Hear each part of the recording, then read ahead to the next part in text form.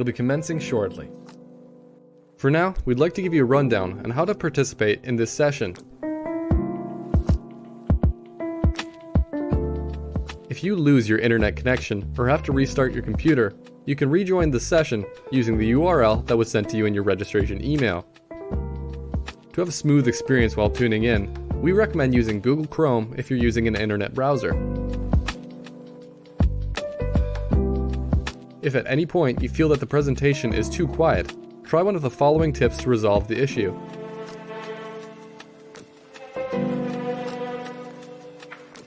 Each webinar is aimed to take questions from you, our audience. So let's take a look at how you can interact with our presenters. If you have a question you want to bring into the discussion, you can type it out in the questions panel. When you're ready, hit send and we'll be notified of your question. Once we receive your question, we'll do our best to integrate it into the conversation. Just note that though we do our best to hear from each of you, it may be a busy discussion, and we won't be able to get to everyone's questions. The Sikh Research Institute's mission is to provide educational resources to Sikhs to lead a Guru-inspired life. As a global, non-for-profit organization, we produce original online courses, research papers, videos, podcasts, events, and books to create the richest source of Sikh knowledge online. We hope you enjoyed this session, and if you would like to watch it again, or would like to show a friend the webinar, most of our sessions are recorded and put up on our YouTube channel.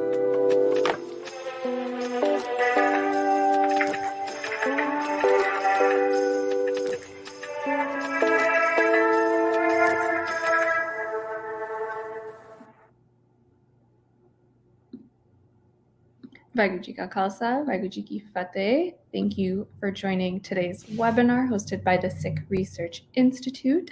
This webinar will begin with a moderated discussion between our panelists today, after which we'll have some time for Q&A from the audience. So please drop your questions in the chat box and be sure to include your name and city. Just to quickly introduce our panelists today. Today we have Inni Kaur, who is the creative director at the Sikh Research Institute. To Inni, every single day is a celebration. Her writing is inspired by that same outlook on life, as well as Sikh thought. While she writes anytime the spirit moves her, she thoroughly enjoys watching the clouds pass her, taking long mindful walks to appreciate nature's innate beauty, and painting abstract artwork. She is a passionate author, poet, and artist. Inni Kaur resides with her family in the United States.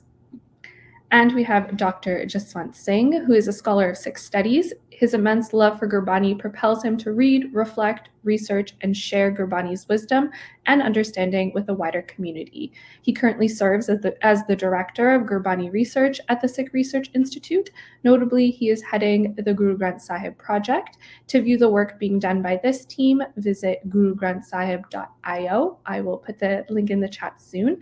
Jaswant Singh is a great traveler who enjoys visiting historical sites and currently lives in Faridabad with his family. I'll pass it on to our panelists now.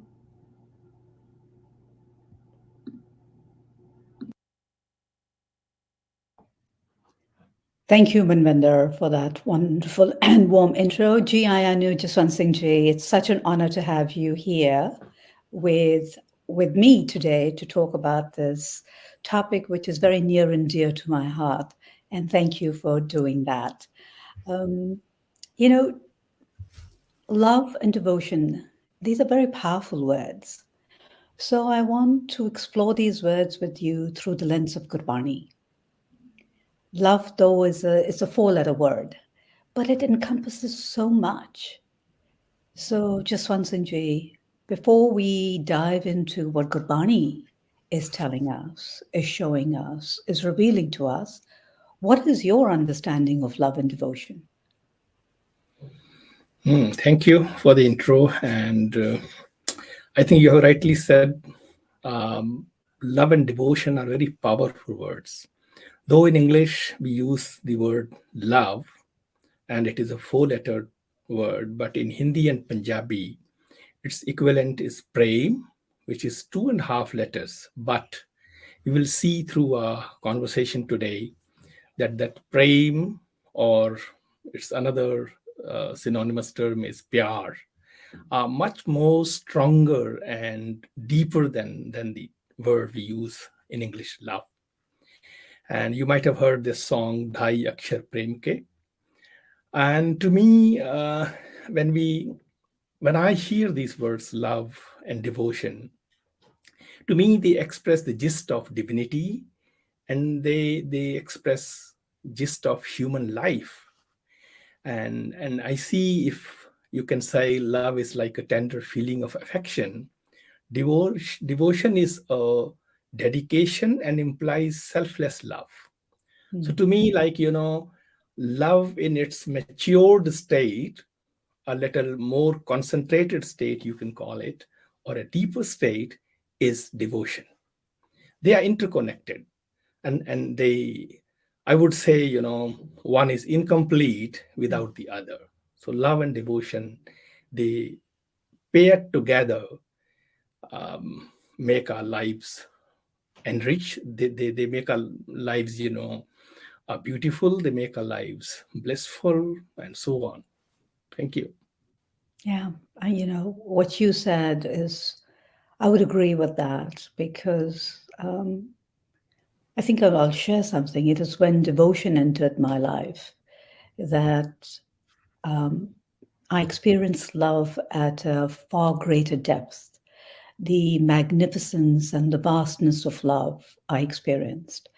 Before that, love was just a very heady feeling. It was just, there was this high, which was good, which was great. However, when devotion entered, there was a sweetness, I would say a steadiness. And if I may be so bold enough to say, there was like a deep knowing. It was a different feeling. And it was through devotion that my expanse of love got deeper, and the understanding and the experiences changed. We both have shared our understanding, though very short, because we could go on about what it means to the both of us, what love and devotion means to us. But in Gurbani, there are multiple words, and you touched upon that before, that convey this feeling. There's prem, there's sneha, there's pyar, there's mohabbat, there's preet, there's ishq, there's rang. All these words invoke, at least for me, particular feelings, and they speak to a particular dimension of love. Ishq is much deeper. One would not use this for the member of one's family. It is reserved for the beloved. Now, I'm not going to get into whether the beloved should be a capital B or a lowercase b. Beloved is beloved, at least for me. So can you speak about love and devotion in Bani for clarity, so that we're all on the same page and we bring our listeners along as well? Yes, you have rightly said, there are multiple words in Gurbani used for the term love and devotion. But I also see, the words used in Gurbani are wider and deeper than the English word love. For the reason I was just looking into that, into the root words where this love is coming from, and where the other words used in Gurbani, they come from, and how do they what are their connotations, and what sort of sense and meaning they convey when we use them.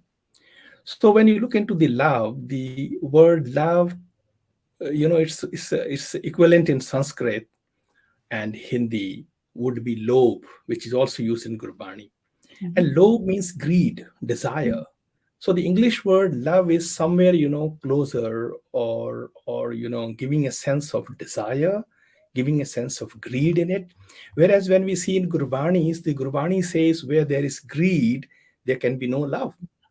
Yes. One of the contributors, Baba Farid, says, "Jaan lab ta neho kya."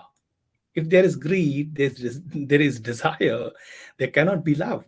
Mm. So when I looked into these various words you have just mentioned in Gurbani, so pyar. So when you look at the pyar is not just love. It also includes it also exhibits kindness. When we look at the sneh The word sneh includes grace. Rang, as you have said, color. So there is some sort of immersion into it, some sort of dying into something, you are dyed with color. And ishq, muhabbat, they come from Arabic. Ishq is intense love, and muhabbat has a sense of friendship in love.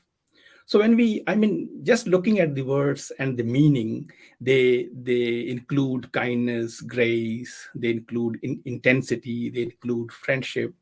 And also, there's another interesting thing that in Gurbani, sometimes two words are used together.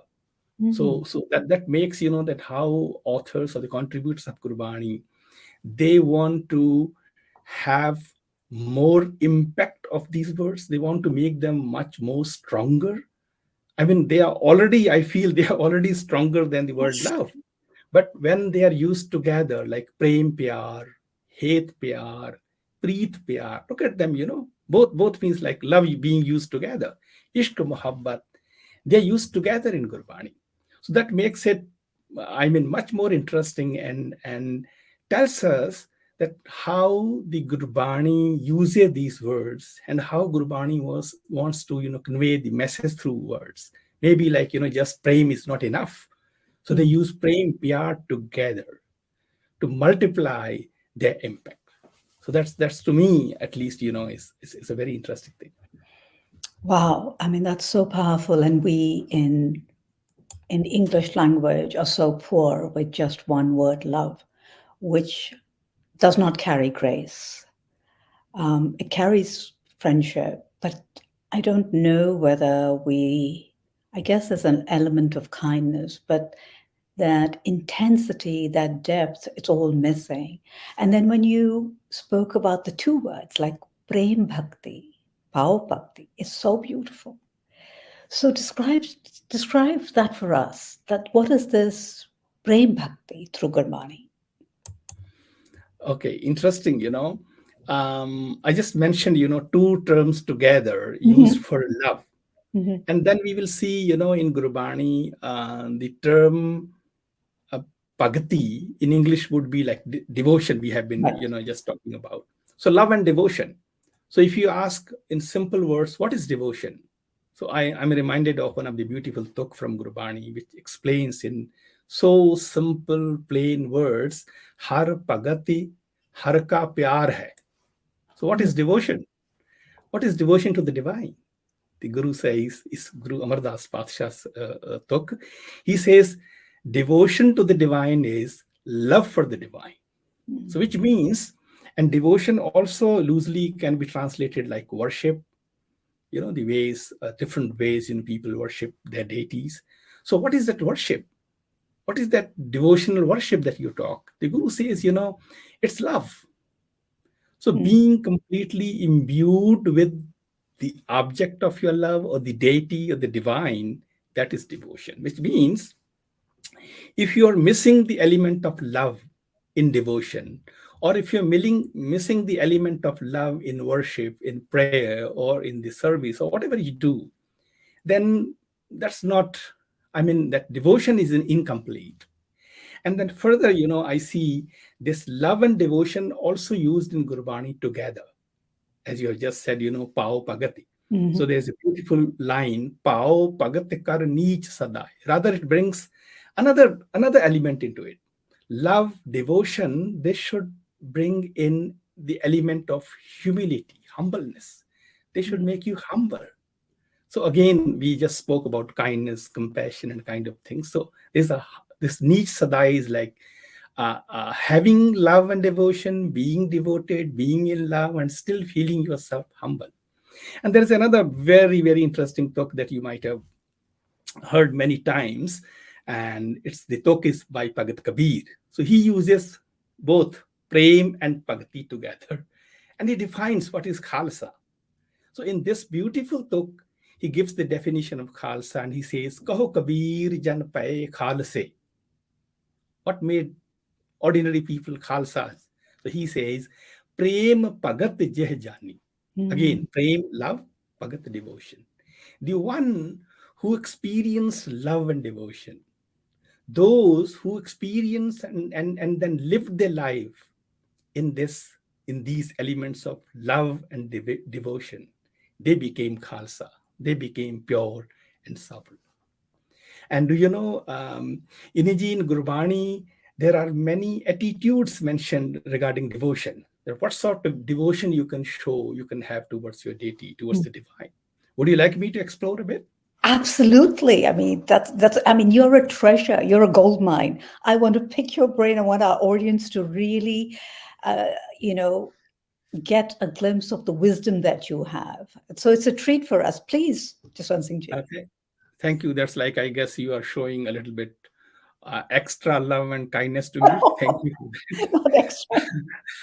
But this is I see it, you know, these, you can call them different forms of love and devotion, or you can call them different attitudes. They are so enticing, you know, they are so beautiful.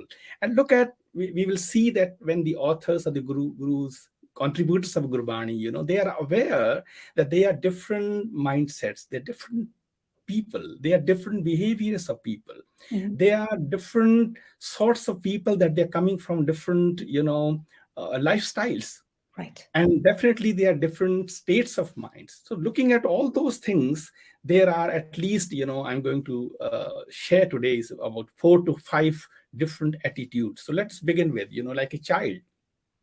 So we can call it the attitude of a child. I mean, when a seeker looks upon the divine as a parent, as a guardian, and he has that feeling that a child has for their parents. So you can, you know, recall a talk like "Tu mera pita, tu hai mera mata." Yes. So I mean, there are many many lines in Guru Granth Sahib which literally says, "You are my father, O divine, you are my mother." So when we read these kinds of tukan, these kinds of lines in the Guru Granth Sahib, so they show us then the behavior or the attitude that we need to have, or at least, you know, we have, is like we are considering the divine as a parent, as a father, or as a mother. And then we see there's another attitude called attitude of a servant. Like you consider yourself servant to the divine.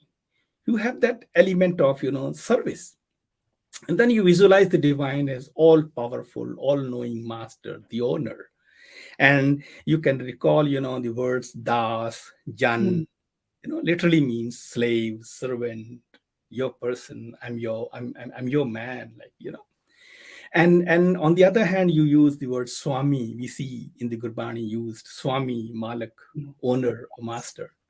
And like Atok, we can recall is Jan Nanak har ka das hai. You know, Guru Nanak, you know, using these words, Jan Nanak har ka das hai. I am a servant of the divine.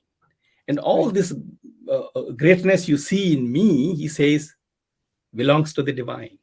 So, I mean, these kinds of sense when it comes in the Bani, so that shows an attitude of a servant. You can talk to the divine like a servant, like a person in service talks to his boss, his master. And then I was just looking at maybe, you know, when you are a little more matured, so you would like to see the divine as your friend. You may say, you know, why should I behave? Why should I consider the divine as my father? Why should I consider him as my master? Why not as a friend? So there are plenty of lines in the Guru Granth Sahib where the seeker addresses the divine as his friend, rather a dear friend, a very close companion. And there are plenty of words like mitar, yar, meet, sakha. You might have heard this talk, you know, sun yar hamare sajjan. It's just like, you know, you're talking to your buddy. You're talking to your, you know, some very close friend. You say, hey, oh, my friend, just listen to me. So these kind of words, you know, are of an attitude where you can talk to the divine, you can communicate, you can you know, share your thoughts and whatever, you know, like a friend shares with another of his friends. And then a much more interesting is like the attitude of a lover. So this is where, you know, you fall in love. And remember, I mean, we always say this, you know, that it's not enough to fall in love, you need to rise in love. So this love element we see throughout the Gurbani. So this attitude, the attitude of a lover, is like, you know, like two lovers talking to each other, or spouses talk to each other, or a wife talks to his wife, his husband, a bride, these kind of words like kaman, nari, suhagan. All these words are used for bride. And on the other hand, kant, soho, parta, they are used for the spouse. So we talk like kaman to sigar kar ja pehla kant manai. First establish your love, and then think of adorning yourself. Because if you lack love, the adornment will not really help. So we see, after friendship, there is this attitude of lover, where two lovers are having communication with each other. And then lastly, I would say there is another attitude which we can say, attitude of a devotee. Like a devotee now, he is content. He has a stable state of mind, not of that friendship, not of that servant, not of that lover. He has maybe excelled himself or risen to a little higher state where he feels composed. What he wants is, he says, I don't want anything. I just want your grace. I just want your bliss. I just want, to be content in my life. So he has no desires. So all the pagats, they come into this category. And there is this beautiful tuk, pagat aradha ek rang. The pagats, they have no desires, no expectations. They are in ek rang. They are, in a state which is very steady, which is stable, and with a single-minded love, they adore the divine. So, you can see there are 5 attitudes that I've shared with you: attitude of a child, of a friend, of a lover, of a devotee, and so on. May I ask a question, Inni? If I ask you, which form do you like to take? Or what do you think, which of these attitudes or forms you feel are closer to your heart, or closer to your personality? Wow. And why? That's a great question. Put me on the spot, but I think for me, it sways between a friend and a lover. And it depends on my state of mind, because my relationship is part confessional, part negotiating. I'm always negotiating, part romantic. It's a combination of the lover and the friend. It's that. It's definitely not of a child or a servant or a devotee. There's no way I'm there as a devotee, because I'm still saying, I want this, and, I'm questioning and I'm negotiating. But for me, it's an intimate relationship. It is actually one of a great friend and for great love. And it's for love that will take me. There's a complete trust that this love will take me to experience the beloved, the one. And it's with this that I will be there. It may be because I'm a romantic at heart, maybe because I'm constantly seeing, the wooing and the seduction happening in nature all the time. And I want to be wooed and seduced by that. I mean, to me, it's the most natural thing, to see the sunrise and touch the flower, and the flower bows, and the drop falls, the dew falls. And that to me is this, all night she's been waiting for this light, for this one to come in and grace her. And now the sun has come. He has come. The light has come. And she bows in gratitude, and so for me, when I see that in nature, for me, that's the great seduction. And that's where I want to be. Yeah, so it's a lover and a friend where I dare to ask. I do question, not question so much. It is where I feel like, okay, I need to experience this. Help me get through this, and there's this constant conversation and dialogue. But that's me. Dare I ask what your relationship is? I knew you were going to ask that. How could I pass that opportunity? You gave it, I mean, you asked me, and I think it's only fair that I ask you. Uh, I think it's a good question. And I was just pondering upon and looking into myself. Though in my personal life, I'm quite romantic, but to me, it's one, of course, of the friend. So maybe from the very beginning, when I was even a child, I looked upon the divine not as anything else but like a friend. So I had no fear. I had, I always thought, if there is a chance, if there is an opportunity to appear before the divine, I can just go and say hello and, can ask anything to him and share my thoughts. Right. And the second I would say is of a devotee, because another thing that I see as a received as a grace, I should say, is like from the very beginning, I had no desire in my life. I had no expectation, at least from the divine.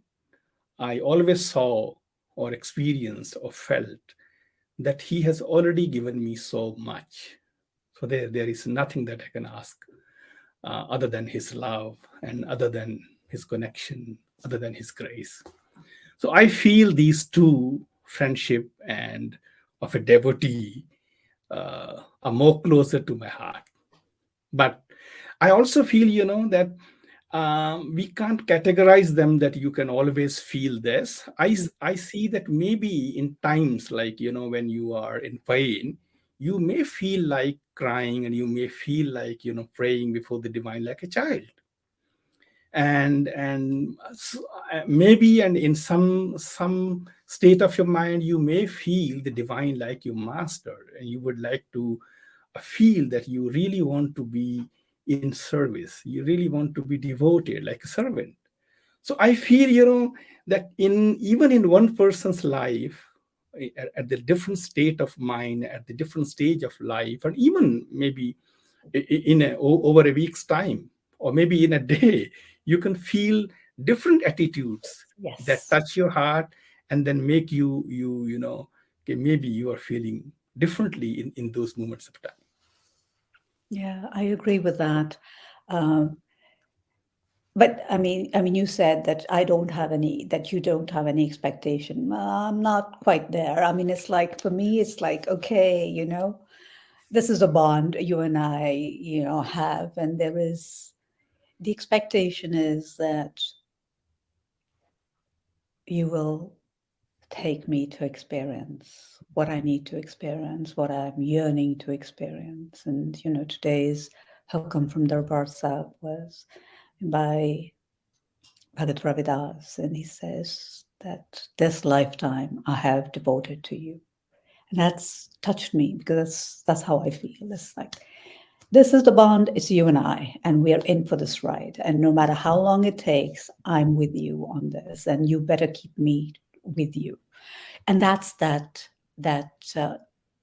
way to speak to a friend, and that's that trust of that love that I know it's you. So that for me is there. But just one thing, I know we are supposed to take questions afterwards, but there is a question which I think relates to this, and if I may I ask you that question? Okay, sure. Yeah. So, what is this is, I think, Sanmeet Kaur is asking, what is the significance of Yar and Sajjan in same line? And then Mittar and Yar, also Guru Gobind Singh Saab's banis at levels of intimacy. So I think probably, the significance of Yar and Sajjan. So, yeah, what would you say to that? Okay, yeah, I think that's a good question. Yeah. Yeah. So Yar is definitely, literally and otherwise the meaning is a friend, which is very close to your heart. And Sajjan, literally like as we call gentleman, Mm-hmm. but also used for a friend in Gurbani. So in this line, they are both synonymous, close to each other. And as we have just discussed before, the Guru Sahib uses two words together, prem, pyar. Mm-hmm. So in this line, he's using two terms for the same meaning, like when you say, oh, my friend, oh, my companion, right? And even if we see, there are sometimes three words together. Meet, Sakha, Mitter, they can be all together. Meet means also friend, Sakha means also friend.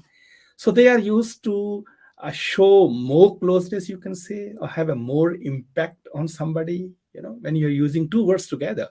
Yep. Yeah. All right. And the other line that the questioner has referred to, Mitra Pyare Nu Hal Muridan da Kehna, I guess. Right. So there too, Mitra and Pyare, you see, oh, my loving Mitra, oh, my loving friend. Yeah.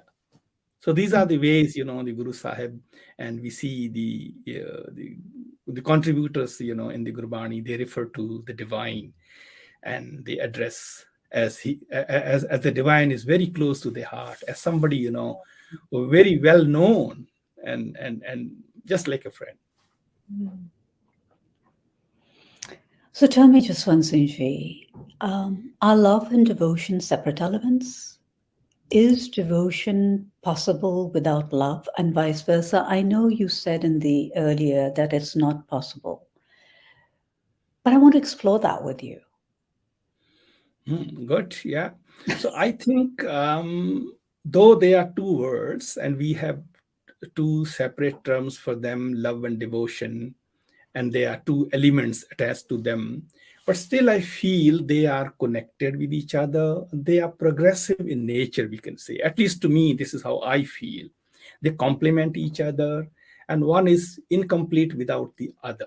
If we say love is the first step, and then I would say the devotion would be the second, and further immersion into it or surrender would be the third.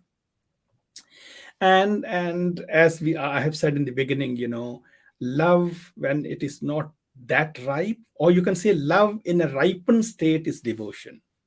When love has taken a stable state, has matured, has become like permanent, that's devotion.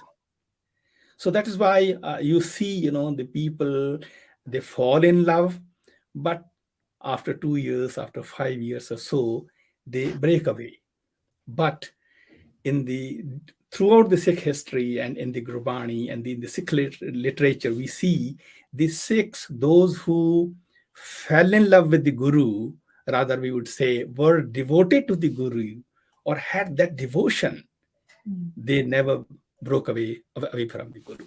So to me, love and devotion are though two terms, but are very connected, and they are, you can say, they are two sides of the same coin. Love would be incomplete without devotion, and vice versa. May I ask, what are your thoughts? What do you think, these love and devotion? And do you think love and devotion can be expressed to everyone on a human level? Or do you think, love can be expressed and not devotion maybe? What are your thoughts? Well, I think for me it is, intellectually, and what I'm working towards is that one needs to love all, right? Okay, see the divine in all and love all. That's the intellectual understanding and my understanding. But in this practice, I do struggle. That for me to love all, I come from that school of thought that there are plenty of, there are things there, people there, creatures there, whatever it is, everything has the light in them. So if I look at the snake and I'm saying, I accept you as you are, but I know in this lifetime, you and I cannot be friends. And that acceptance is there, but there's no love towards it. And there's definitely no devotion. And I was fine like that, Jaswant Singh,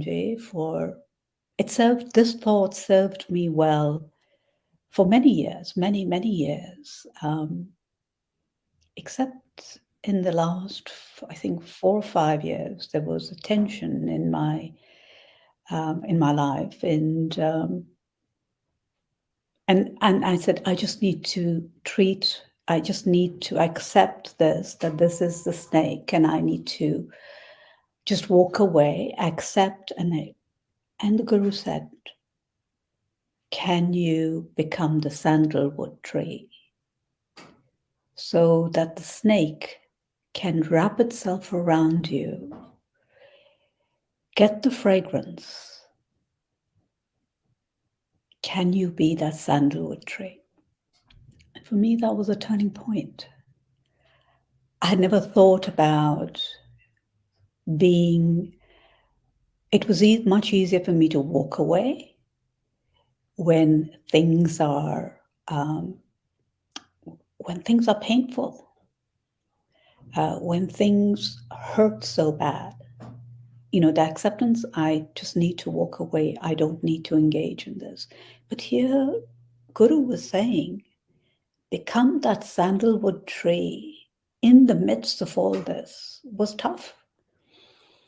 So that devotion bit, and even that love then, so therefore for me, this became a little different, that yes, while I say I intellectually can say I love all, there's no way I can be devoted to all. I can maybe accept all and see that they are, they have the light, they are there with the grace. But am I loving all? I don't think I can at this stage in my life. The one that I'm devoted to has my complete devotion. And it's not because I chose that. It just happened. Unbeknown to me, it happened. So, because devotion just flows. I don't know if that answered the question, but this for me has been, love and devotion has been something which, it's because devotion entered that I understood that devotion is a component, there is that expansion of love. And I understood that. But I don't think, Jaswant Singh, there is that I can be devoted to all. I think you're right. When we say that we love all, so that definitely it's not, the sense is not, or we are not saying that we love everyone the way we love that we are in relationship with. That's definitely not feasible, you can say. That would be something different. But I think when we say this, that let us love everyone, so this means we are saying that let us show reverence to all, or at least in my case, I treat it like, okay, if to me, if I have to apply this to me, love all, this would be that let me not have any hatred towards anyone, whether I dislike somebody or whether I'm not in good terms with somebody, whether I am not speaking to somebody, that may be the case. But I do not have any grudge, any hatred, any disliking within my heart. So to me, that is like, showing or not showing, or at least having that reverence, or that having that sort of love to all. And because we see in Gurbani, Guru Sahib, and throughout the Bani, Bani tells us to see the divine in everyone, to see the divine in everything you do. So for me, that is like having a reverence for everyone. That is like feeling a presence of the divine all around. So you care for everybody. You have that sense of care that if there is a need, if there is somebody who needs your help, so you would go and help, irrespective of you are connected with the guy or not, you know him or not. So I mean, to me, this is how I deal with these kind of things. But I think what you said, it is practically, it would be hard to love everyone the way we love the one that we are in a relationship. Well, Aniji, let me move. Let me ask you another thing. Oh, no. I thought this was something which I was asking you, not you who were asking me. No, you can also ask this, no issues. Okay, my question is, we hear people talking about human love and divine love, Hanji. right? Do you think they are different, or do you think they are one? And second question, do you think can we experience divinity in love in a human relationship? And this question is related to, the things that you have just spoken about, your life and the experience you've gone through and so on. So maybe I thought you can have more sharings to share I with us. know. Yeah, thank you. It is a personal, the only way to answer is through a personal lens. Otherwise, it becomes an intellectual or a book understanding, and that's not who I am. I am no scholar, Jaswant Singh. I'm just an ordinary person living an extraordinary life. And it is through the experiences that, for whatever reason, I've been graced with. If you had asked me this question 10 years ago, maybe I'm sure my answer would have been different, very different. The idea, the notion of divine love being different from human love, and whether we can experience divinity in love in a human relationship.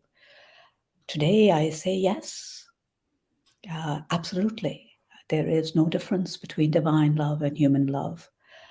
There is no dichotomy. There is no binary in love. Love is love. It's rare, but it's possible. Can you experience the divinity in love? Yes. This is what I refer to as the transcendence in the relationship, where you recognize, honor the divinity, the jyots in each other. And that's when that relationship becomes sacred. Otherwise, and that sacredness, and then you do everything and anything for that sacredness. It's no longer that you're doing something for that other being. There is no other. It really is. ਤੁਸੀਂ ਆਪਣੇ ਪਿਆਰ ਨੂੰ ਮੱਥਾ ਟੇਕ ਰਹੇ ਹੋ. This is that sacredness, this intense love has allowed you, has entered you, and is allowing you to experience so much. So whatever you're doing, or whatever that feeling, that bhavna, those things that enter you, which where Guru says you want to become the dust of the feet of the individual, where you want to take the charan tool and put it on yourself and adorn yourself. It all happens when that sacredness enters. There is no tension, it's just flowing. And this and the fact that you want to kiss the feet of the one you love. If you had told me 10 years back, I would say no way. But today, I say yes. That there is no other place you want to be but there. And there's nothing that you want except to be there and just be in that presence. There is जो भी देंगे ठीक ही होएगा, बढ़िया होएगा. That, and it's not from a feeling of subservience. It's a feeling of richness, of that absolutely wonder of experiencing whatever I am experiencing in that presence. It is actually when that sacredness comes in that you experience it, and it could be. I'm reminded of, and it's a little different about when you asked about the divinity, right? In one of Professor Puran Singh's poems, he writes, he was out for a walk, and he encountered a woman who was preparing gobar, cow dung, with a child suckling on her breasts. And the sun was shining. And he said he had never experienced the divine until that moment, because in that moment, he saw divinity. He did not see the cow dung. He did not see anything. So even at certain moments, that when we can experience that, they could be rare, but he writes about that. And I'm always struck by that. Can I experience that? And yes, there have been moments where I have, I've looked at when I've been shown something in nature, it's like, your head falls and you experience that divinity. But in a relationship, and that's in a human relationship, yes, just one thing, Jay, because I have witnessed that in a relationship where I have seen that. And I've experienced that to a certain extent in my life in the last few years, where the sacredness, which wasn't there, which I never experienced, is there now. So is it absolute? But what happens is that in that relationship, even in that sacredness, you want it to continue. You want it to be 24/7. You want it to be sada. You want it to be eternal. And sometimes it isn't. It's something happens, and there's a shift, and then you go back and say, and then the intellectual comes into it, that this is something which I adore. This is the being I adore. This is that sacredness. Why is there this tension now? What do I need to do? So there is that constant thing. So it's not sada. It's not eternal. So even in that sacredness, while it's there for the moment, it's not that eternal, which Guru says, that sada sohagarna, that she's the eternal bride, that eternal connection, that connection, even in that depth, shifts for a bit. And I'm very conscious of that shift. And I don't know how to get past that, or how to, I don't even want to say overcome, but it is like, why is this even entering in this relationship? Your thoughts, just one thing, Jay. Maybe I'm sure you will give me some words of wisdom that will help me in this. Wonderful. First of all, I would like to say that I'm seeing a poet transforming into a devotee, right? In Inni Kaur. So you just referred to when we were talking about the attitudes, that you feel you are more closer to the attitude of a lover and a friend. Now you can add the third one of a devotee. Because the experience that you have just shared is something of a being completely in devotion. Good. It was really amazing to hear that. Okay, when I look at these words, human love and divine love, first of all, I would say there is simply love, right? When we are talking, using this term maybe for a particular person or a human being in a limited sense, so we use this human love. And when we are using this term for the divine, who is all pervasive, who is in all of us, so perhaps just to make it distinct, and we use this word divine love. And but still I feel when we use this word love for a person, for a human, so it is a relative in nature. when we use divine love, so that means we are referring to something absolute, something more inclusive than relative. Second, I would like to say is nature of human love is limited in its nature, physical, and self-oriented, because we are all limited beings. We are all, very selfish in nature and self-centered and kind of things. In the sense that this human love has a greater element of love, but shorter or smaller element of devotion, maybe.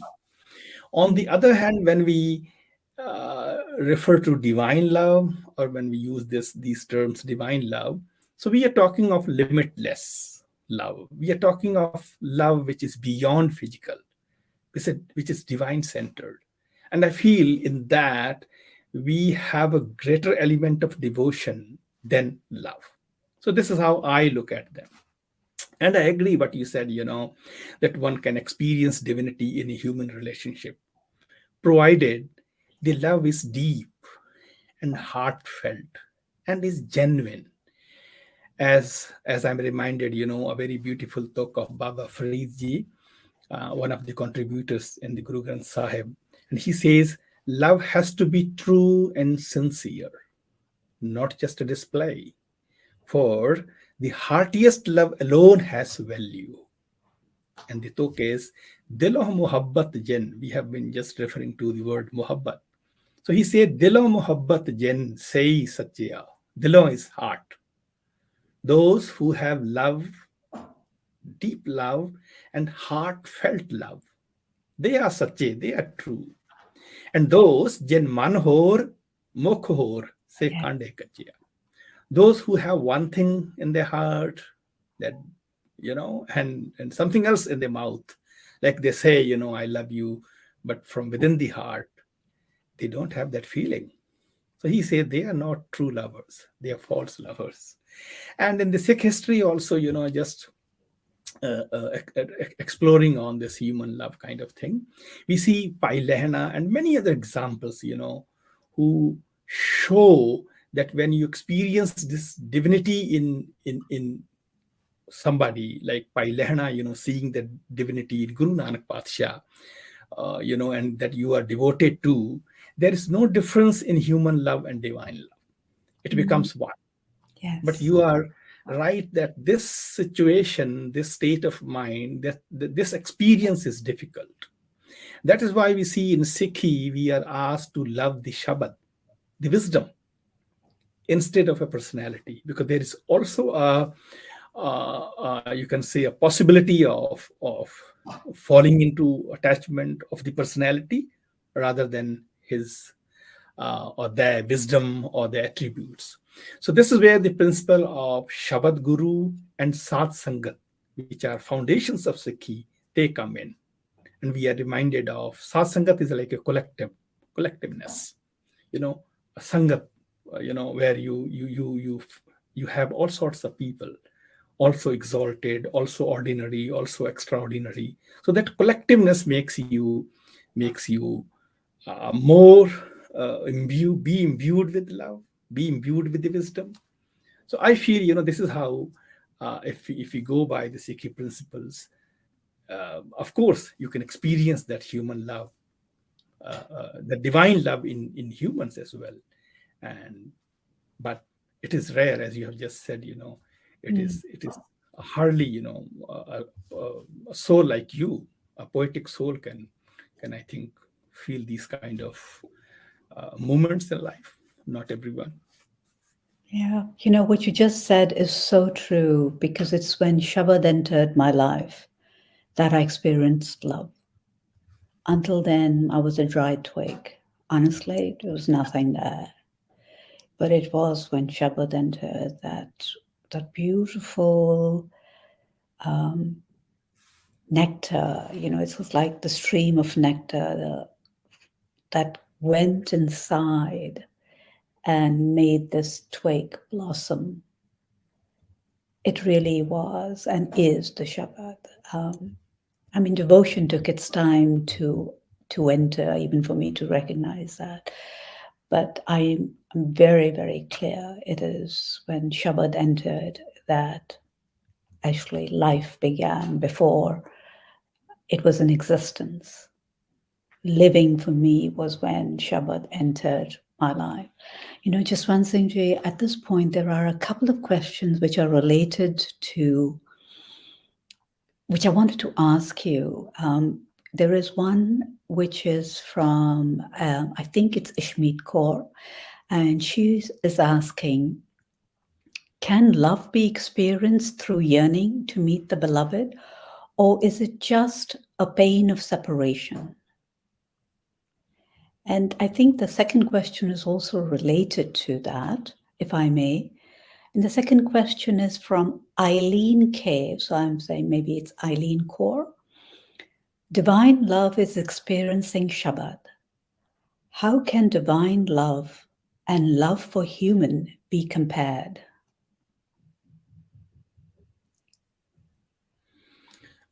Okay, first to Shmeet Kaur.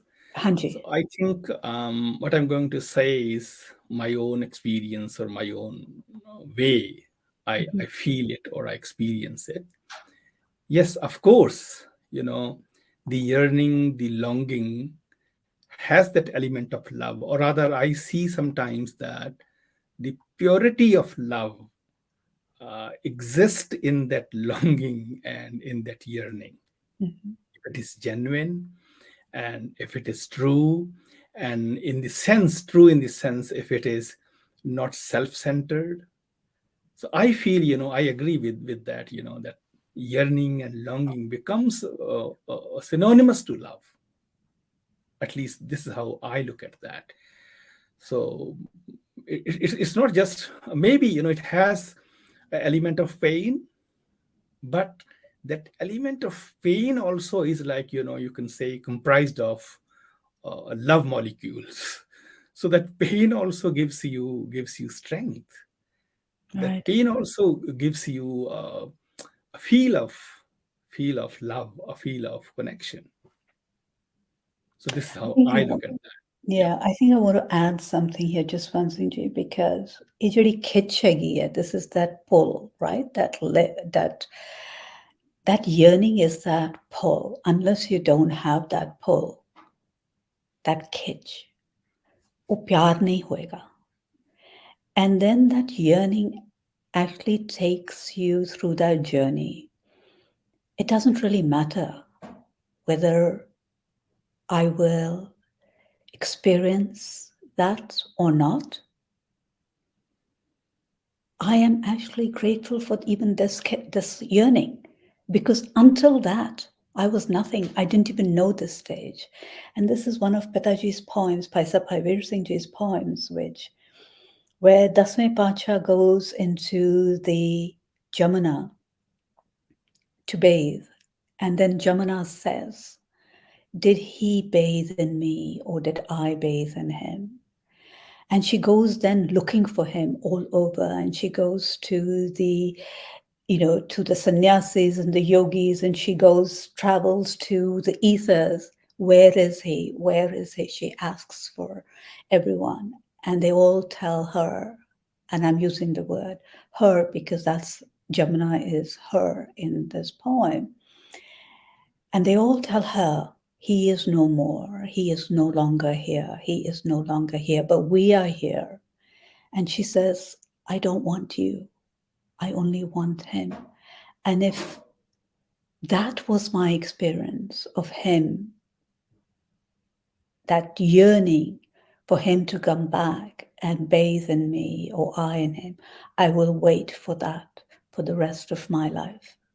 I'm prepared. That is a gift. So Gerard, that yearning has become a gift. So that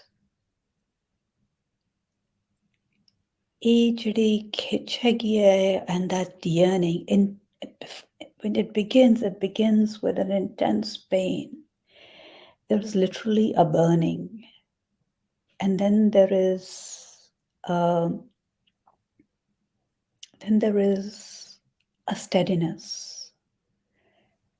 And then at the last stage is, oh, I don't even know what it is, but then there is that stage of gratitude. Thank God for this yearning, because without this yearning, I would have been nothing. So even this pain has this element of growth in it. And this pain has that element of getting to the place of shukr and gratitude where you grow. So it's not just pain. That pain allows you to grow and allows you to blossom and bloom, as hard as it is. And I would say I probably don't wish this pain on anyone, and yet I do. Because in that pain, because when that seed has to blossom, it has to push so hard against the earth. And it's that pain of pushing through, and that seed blossoms. So if you can look at that pain as that pushing of that seed for that beautiful seed to blossom, maybe that would be easier. I know I went long-winded, but it just spoke so closely to my own journey that I shared this with Dishmeet Kaur and you, Jaswant Singh. But let's take the second question. Divine love is experiencing shabad. How can divine love and love for human be compared? I think what we said, we are not trying to compare both, and I have already said, human love is limited in its nature and self-oriented most of the times, whereas the divine love is unlimited. So in that case, I mean, we are not comparing, and it can't be really compared. But we are just seeing that when you feel that divine love, how can you experience, how can you relate that divine love in yourself with the humans around you? Because when the Bani says, see the divine or feel the divine in everyone, so in a way it is asking you the love and devotion that you have within you for the divine or for the guru, to expand that devotion and love and see that love manifesting through everyone. So we were just trying to, delve into this, not in any way comparing or saying, that they become absolutely one. Thank you. So then there's another question from Amar. And Amar asks, why is it difficult to define the word love? Why it is difficult to define? Define the word love. Okay. Kiki tusi is 4-letter alphabets which like okay. How I don't know how to define love. It's a feeling. It's a feeling, but there's much more. I mean, the English word of love, LOV, does not capture what you and I have spoken about. That's so Jaswant Singh.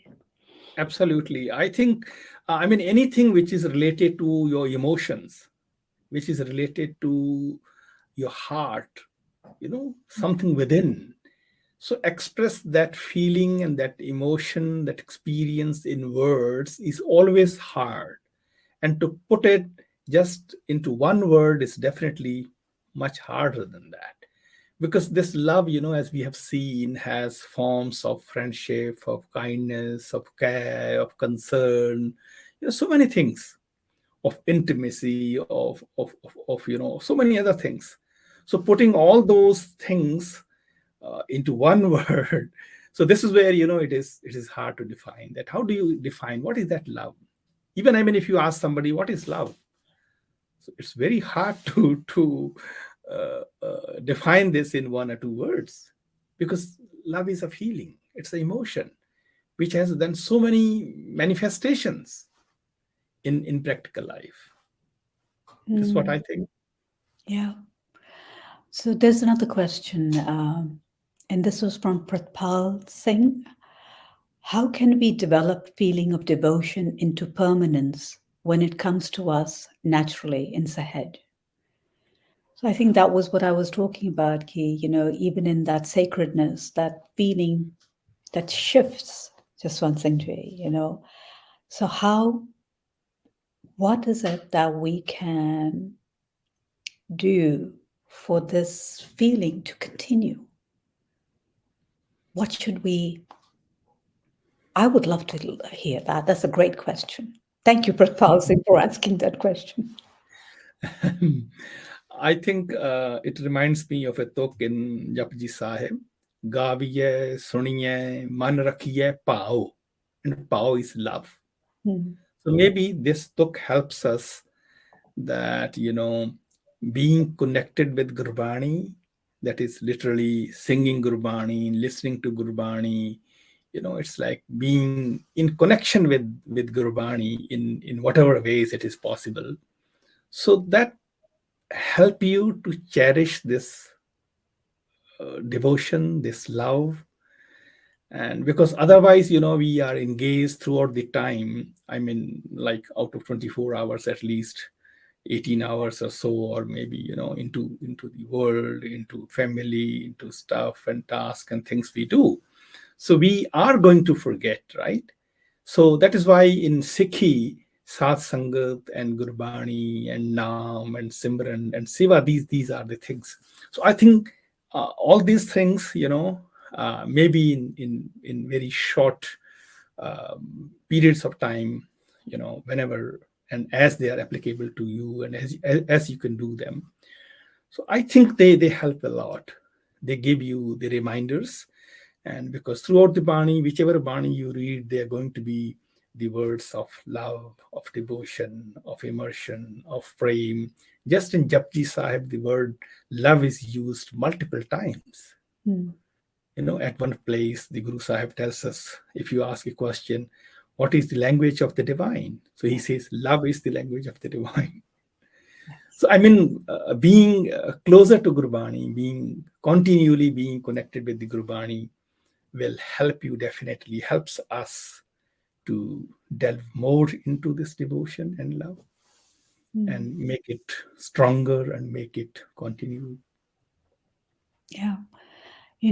Daswant Padsha says, those who love, they experience the divine. I mean, for me, this was such a powerful line. It's so clear. It's not those who have courage, not those who have an intellectual understanding. It's those who love. And one does not need to go to a school to learn how to love. There's no degree needed. So why love? Is it just with the, is it just with the ones we like, or is it with everyone?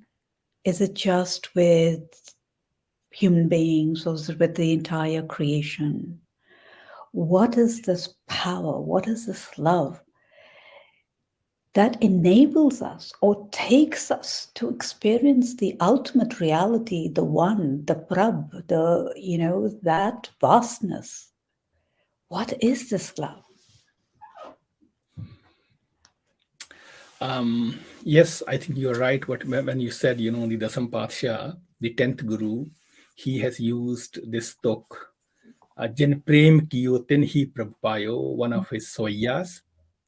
And there, basically, this svaya, this stanza is referring to the ritual practices that people have been doing in those times and still continue doing.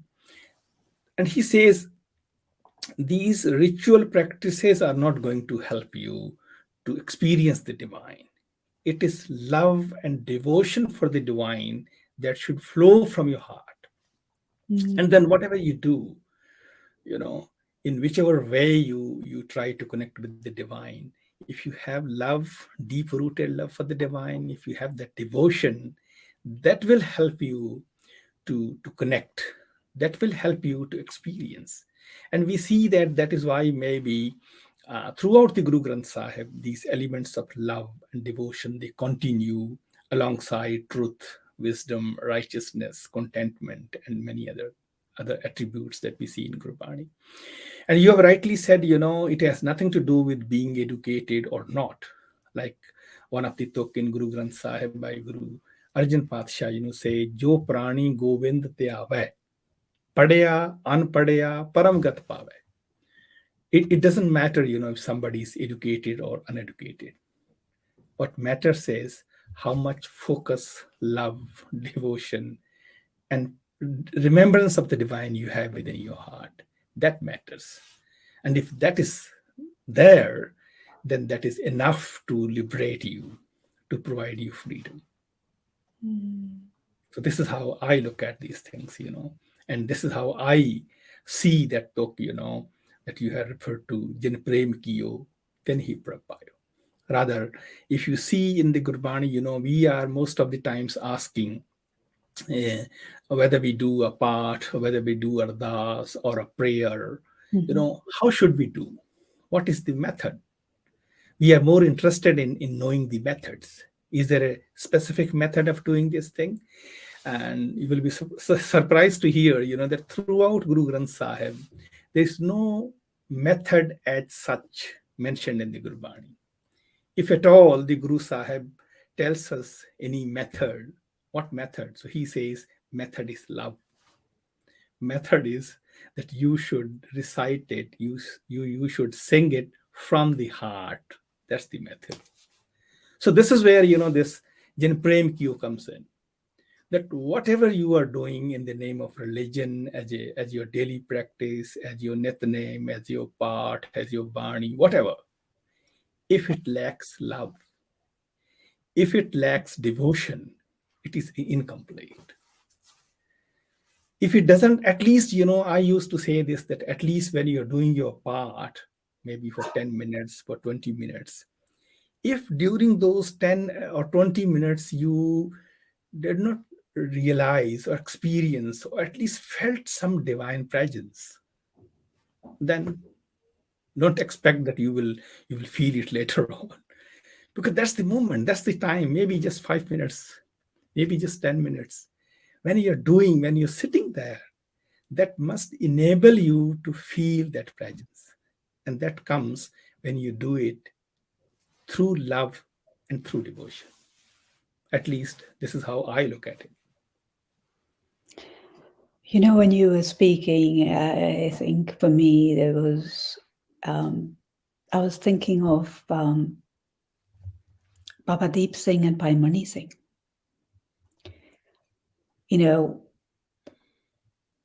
I look at them and listening to what you were saying, it just is, they were so deeply in love.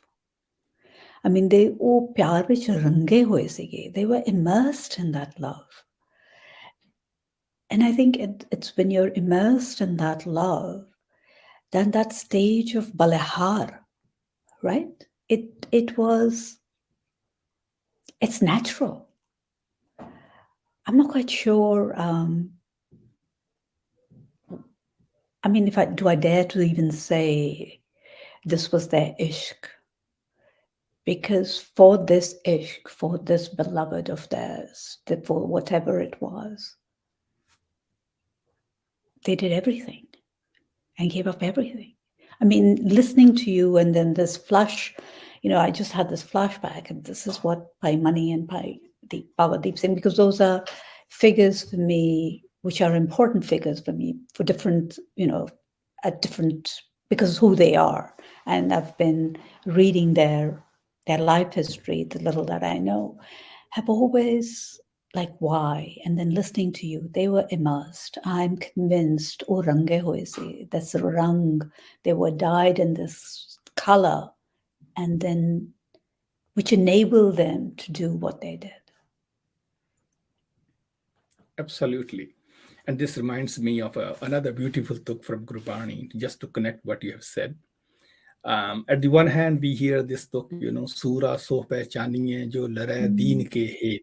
Right. Sura is a warrior, right? He is the warrior. He is a warrior who fights in the battlefield. So this is one aspect of it. On the other hand, the Gurbani also tells us, Jako har rang lago is jug mein, so kahiyat hai sura. So har rang is, as you have just said, love, color of love. Those who are immersed, imbued with the color of love, they are the true warriors. And when we look at Baba Deep Singh, Bhai Mani Singh, and many others, such warriors in the Sikh history, I mean, they are mesmerizing. Their stories are so fascinating. They tell us in true sense, in practice, that how do you fall in love and how do you rise in love? I see them, they've fallen in love with the Guru, and they rose to the extent that nothing was, there that they were afraid of, whether it is life or death or whatever. And the inspiration they receive for these ultimate acts of valor they performed during their lives, this comes from Shabad. This comes from Gurbani.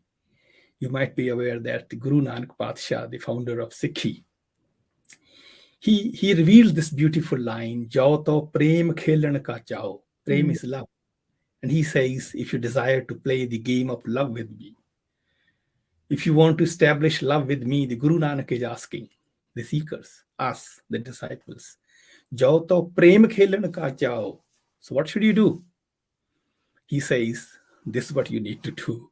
Sir tar tali gali meri aao. Then step onto my path with your head on your palm.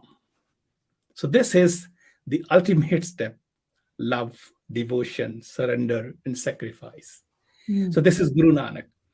And not just the Guru Nanak, In the same vein, I see his successor, Guru Angad Padshah, also saying the same thing in different words. He says, Jes pyare syo neho.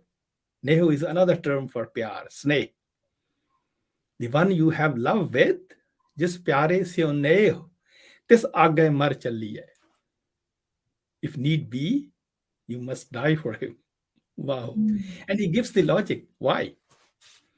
Why should one do this? He says, because treg jivan sansar, takai pache jivana. To turn away from the one you love and exist is to live a worthless life in this world. Yes. So look at, how deeply they see this element of love and devotion when we see in Gurbani and in the lives of the gurus themselves. Another talk I'm reminded of is, again, from Baba Farid. He also uses very similar connotations, very similar messages with different words. He says, Joban jande na daran, je shah preet na jaye. Preet is love, intense love. That I'm not afraid of losing my youth as long as I do not lose my love, my devotion. Why? And he says, he explains in the next line, Farida, kitti joban preet ben, suk gahe kumlaye. Because many youths without love have dried up and withered away. So I don't care if my youth also goes away. What I care is, I care for love. Yes, my I preet. care for devotion. And there's another Pagat, you just mentioned the beginning, Pagat Ravidas. If you ask him, what's your opinion? What are your thoughts on this? So he says, yeah. He says, I fully agree. Kaha payo jo tan bhayo chen chen. He says, Kaha bhayo? What happened? Doesn't matter if my body withers away. What matters is love. Prem jaye to dar pe terujan. That your devotee is bothered only if he loses your love, O divine. So whether it is youth, it is body, it is life, whatever, look at them. What they bother is, they bother for love. They bother for devotion. That in any case, I must not lose this. So this also tells us, the intensity that these people, the contributors in the Guru Granth Sahib and in the Sikh history from Baba Deep Singh onwards, they had, like, this love for them was life. It was so deep rooted in them that throughout their lives they lived. When they lived, they were immersed into it. And if ultimately there was time to give up life for that love, the Guru, they gave it. And they gave it like, again, they celebrated that giving as well. Yes. Yes. Yeah. Thank you. It is a celebration. Thank you for asking this question. No, it is a celebration, because to see apne pyar di khatar kar rahe ho, you're not doing it for yourself. It's not even you have no choice. There is no option. I mean, I love what Pacha has said. If you desire to play the game of love with me, then step onto my path with the head on your palm. Yes, this is a game of love, Jaswant Singh Ji, no question. It's a game that demands all, wants all, and then some. And, you know, in the West, because I have grown up in the West, we talk about love, but we don't talk about devotion. This element of devotion, ਉਹ ਕਦੇ ਪਿਆਰ ਵਿੱਚ ਆਏ ਨਹੀਂ. We don't even hear them together. Why is that? Can you repeat your question? I said in the West, you know, we talk about love. We know about that. I come from, you know, that I'm not educated in the East. We talk about love, but devotion, at least I have never associated or come across that in love there's also a devotional element. Why is that? I mean, it is hard to respond to this question why it is, but maybe what I think, and as we have discussed in the very beginning, the word love in English is related to somewhere desire and greed. So it is very limited in its connotation, right? And if you look at the root word from Latin, lubere, so that still means to please. So looks like, you know, that this here love means having a desire from the one you love, some expectations there. There is some element of greed, and there is some sense of pleasing someone. So to me, maybe this one of the reasons, whereas the terms used in Gurbani or in Indic culture, prem, pyar, ishq, muhabbat, number one is to look at the variety of terms used there. And as we have seen in Gurbani, love and devotion used together. So maybe this might be the reason that culturally in Yes. Eastern culture, when you say love, and true love is only considered when it has the element of devotion. Until this is there, it is like not that sort of, it's the raw love, you can say, which can be broken, which can be lost. But when devotion comes in, it becomes permanent. It becomes stronger. That may be one of the reasons, I think. I know in one of your conversations, you had brought up the word, and it stuck with me, the word surrender in this game of love, right? There is that surrender element that enters in this pyar, in this whatever, and it's a feeling. But surrender, when you look at it in the English connotation, in the Western connotation, it's a feeling of defeat. It's waving up the white flag. But in Gurbani, the surrender is not defeat. This surrender is so beautiful. So I'd love for you to share with our audience and with me the depth of this word and what it carries with it. That it's not a negation. I mean, when I translate and when I write about surrender, I always write loving -surrender, because otherwise the word surrender by itself is ominous. It's like, it scares people. Why do I have to surrender? Why do I have to lose my individuality? Because we are so still I-focused. And yet everything that I have experienced and everything that I have read, it is jab tak wo I doesn't leave you, unless that surrender doesn't happen, that journey doesn't begin. Wonderful. I think when I look at these words, especially the surrender, I don't see that I'm losing something or I'm being defeated. Maybe because I'm coming from the Gurbani perspective, and I'm looking more into those kind of things. So in the Gurbani, this surrender is a willing surrender. It is not for the sake of the other, right? It is not the someone else wants me to surrender. Like in the case of Guru, if I surrender, so I know this surrender is going to liberate me. This surrender is going to grace me with the love of the Guru. This surrender is going to make me much closer, more closer to the Guru. So, I mean, in Gurbani, from the Gurbani perspective, this is the connotation there. This is the feeling, right? That this surrender is not going to make you feel low. This is going to feel higher. This is going to feel like you are now in the lap of the Guru. So maybe because of this different cultural connotation of surrender, right? So here, like surrendering to the Guru is like completely, being in love. And that is where actually you say that you are completely devoted to the Guru.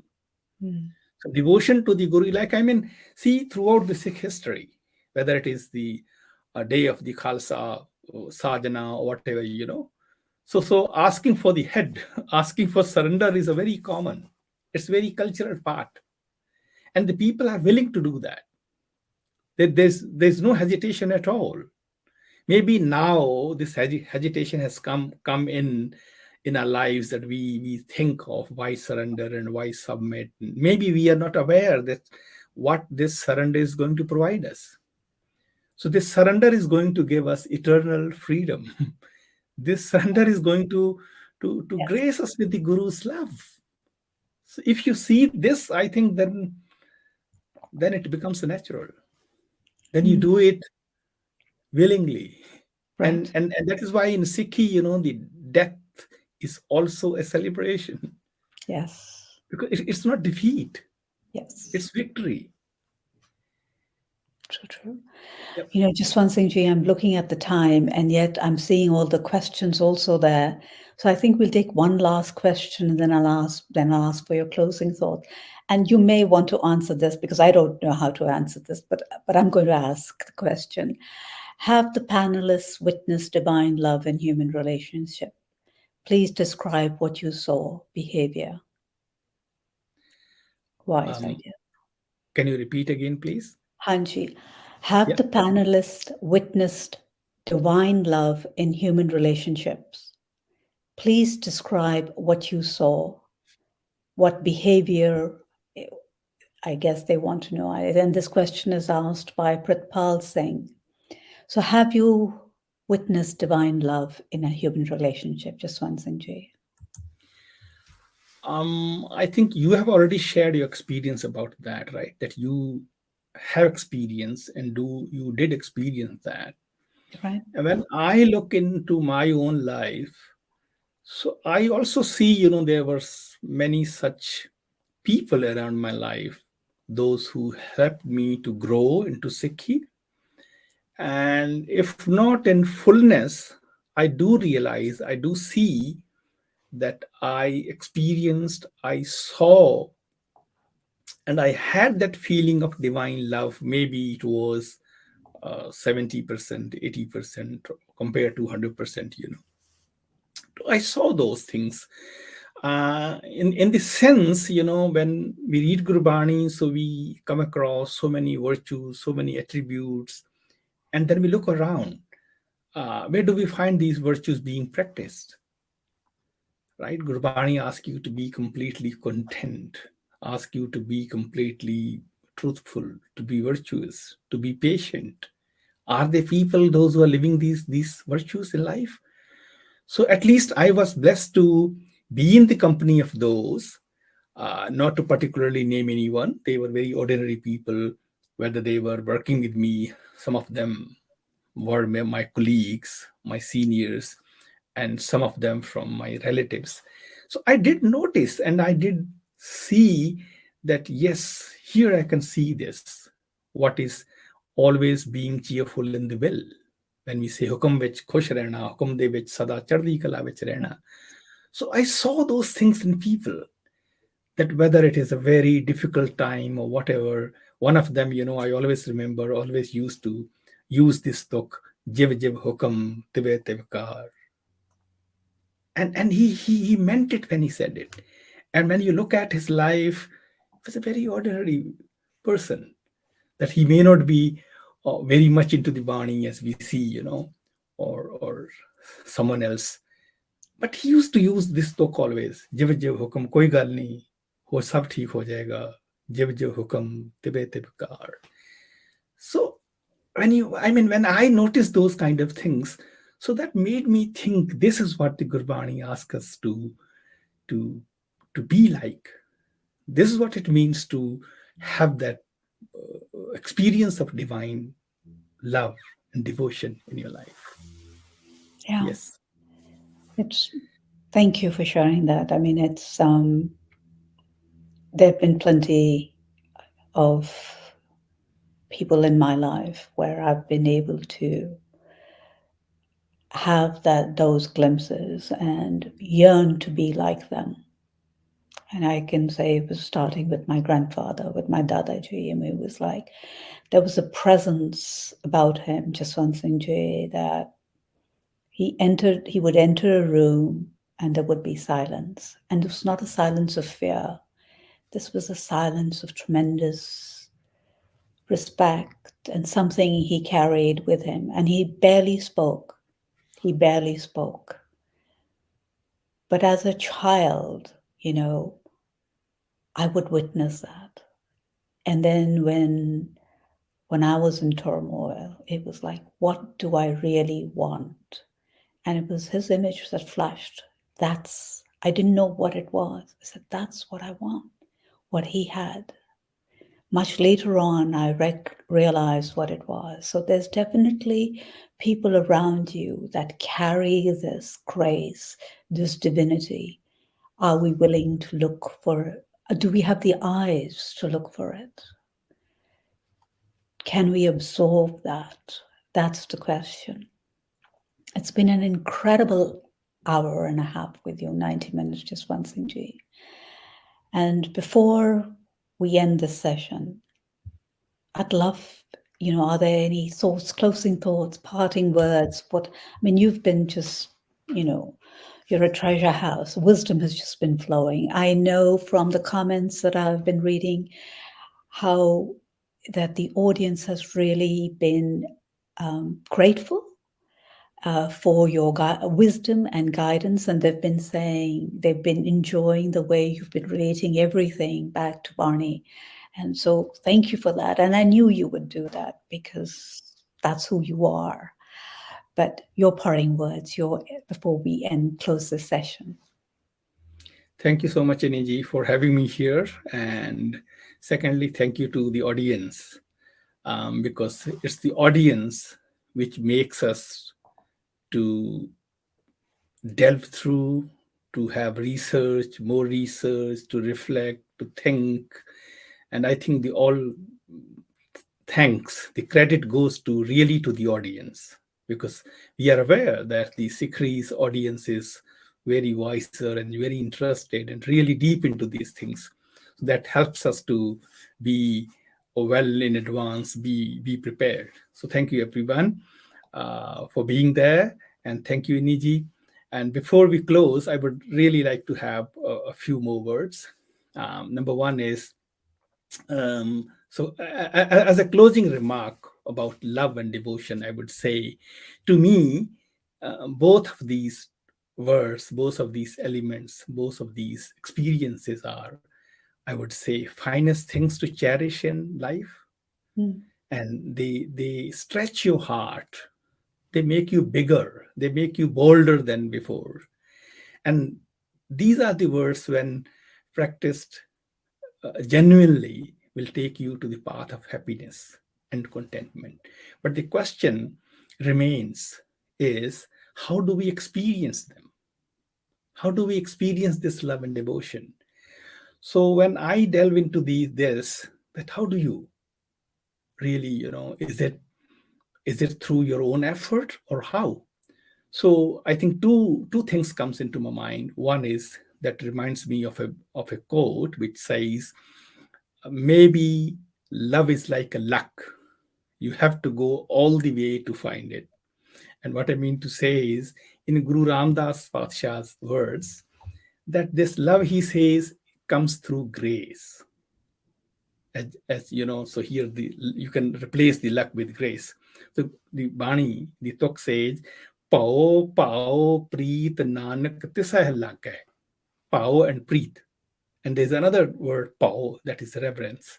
This reverence, this devotion, this love. This is received by the one, Jes tu apni kripa kare, to whom you grace. So this is the one thing that we need to seek all the time. And to seek that grace or feel that grace, there's another clue from the Gurbani that I would like to end. And that is something to say, demand nothing and give up everything to the one you love. You can't buy it, you can't have it, this love, with any amount of wealth, riches, beauty, or force. It needs complete surrender. And there is a beautiful slok by Guru Arjan Patsha in Guru Granth Sahib, which refers to a mythological story and says, Samman joy is prem ki. The word prem, remember? Dhai akshar prem ke. So, Samman joy is prem ki. Dam kyau hoti saat. Dam is money. And saat is exchange. If one could exchange or earn this love with money, so he says, remember, Raman hote so rank nahi. You remember Raman, the king of Lanka, Ceylon, who was one of the most powerful king and most powerful rich person, and whose capital city Lanka was said to be made in gold. The Guru says he wasn't a poor person. He has so much wealth. He was so much rich. But remember, the story goes that to earn the love of his deity, Lord Shiva, he could have given gold. He could have given wealth and money and so many other things. Or he could have earned that love, through force, through power. He couldn't. What he has to do was, he has to offer his heads 11 times, it is said, before he earned love of Lord Shiva. So Raman hote so rank ne jen sir dino kaat. So I would like to say this, two words, grace, and then this is giving your head. That is surrender. That is complete devotion. So lastly, I would say, let us continue seeking grace and striving for this love and devotion. If we continue constantly with faith, with trust, the day will come when we will savor these sublime elements of love and devotion. Just stay there and stay in view. Thank you. I mean, that was exquisite. I have no words. It's, you talk about grace, and it's everything. And when I know we say we're all graced, and I believe that we're all graced, we may not recognize it, but it's when you feel that grace, and when you can say, I'm living the life in grace, with grace, in the presence, with the present, hazuri vich. ਜਦੋਂ ਤੁਸੀਂ hazuri vich ਰਹਿ ਰਹੇ ਹੋ, that is feeling, living in that presence, that love and devotion just flows. Jaswant Singh, I cannot even begin to thank you so much for this incredible 90 minutes. It's truly been an honor and a privilege to be here with you. And I know deeply that the audience has really enjoyed it. And if I may be so bold enough to say, I will ask you to come back to have another session. And if the audience has some topic they want to discuss with Jaswant Singh, I'd be happy to take all your suggestions, because we want him back here. So Manvinder, if you would like to come back on and tell us what the next stage of the closing of the webinar is. Definitely. Thank you so much. I echo what's already been shared. I think the chat has been very lovely. It's nice to see everyone engaging and sharing their insights. This was a lovely way to start my Saturday morning. Again, on behalf of Sikhi, I thank Inni, Kaur, Dr. Jaswant Singh, and our e-Sangat today. Thank you all for tuning in and spending time with us. I know our chat was very lively, so I apologize for those questions that were not addressed due to our time constraints. You're more than welcome to ask those questions on our Twitter or our Facebook page, and we'll be sure to post our replies. To give you a little bit of a sneak peek into what's coming on our social media this week, we have Thursday Thoughts, where we get to know Banda Singh Bahadur through the writings of Dr. Ganda Singh. I also know that in the lead up to Vaisakhi, we're going to be sharing 13 inspirational videos. And just to acknowledge again that Dr. Jaswant Singh is here, who is leading the Guru Granth Sahib project. I have linked our website, gurugranthsahib.io, and next week we will be releasing the 9 shabads of Guru Tegh Bahadur Ji in Rag Ghori. As always, a recording of this webinar will be available within 24 hours. Again, thank you so much, everyone, for joining in. Today's webinar will be ending now. Vaheguru Ji Ka Khalsa, Vaheguru Ji Ki Fateh.